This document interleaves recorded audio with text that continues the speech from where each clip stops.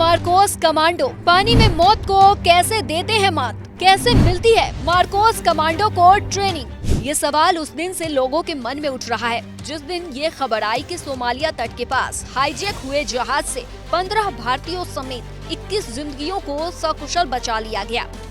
ये तस्वीर उसी भारतीय नौसेना के सफल ऑपरेशन के बाद की है जिसमें सभी भारतीय भारत माता की जय के नारे लगा रहे हैं।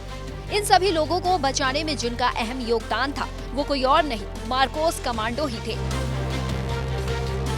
अब आप सोच रहे होंगे कि आखिर ये मार्कोस कमांडो है कौन? मार्कोस कमांडो इंडियन नेवी की खास यूनिट है जिन्हें पानी में दुश्मनों से लड़ने में महारत हासिल है। पानी में मौत को मात देने की वजह से मार्कोस कमांडो समंदर का सिकंदर के नाम से मशहूर है।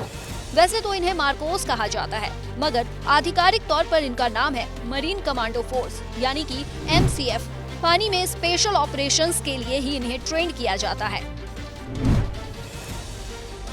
मार्कोस कमांडो की ट्रेनिंग काफी टफ होती है। इसका अंदाजा इसी से लगाया जा सकता है कि ट्रेनिंग के दौरान ही कई जवान हार मान के बीच में ही ट्रेनिंग छोड़ देते हैं।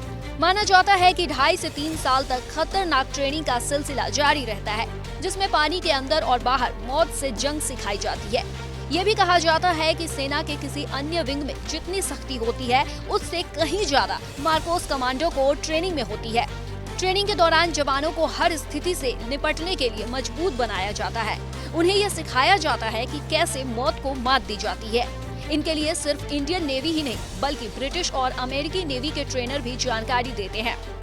इस टीम में ज्यादातर 20 से 22 साल के युवा ही शामिल किए जाते हैं। बता दें कि मार्कोस कमांडो का गठन 1987 में हुआ था लेकिन उससे पहले ही इसके गठन की तैयारी की जा रही थी। जब 70 के दशक में भारत पाकिस्तान का युद्ध हुआ था तब इनकी जरूरत महसूस हुई कि पानी में जाकर दुश्मनों के छक्के छुड़ाने में कौन से फोर्स होने चाहिए। इसी के मद्देनजर नेवी ने मैरीटाइम स्पेशल फोर्स की योजना शुरू की।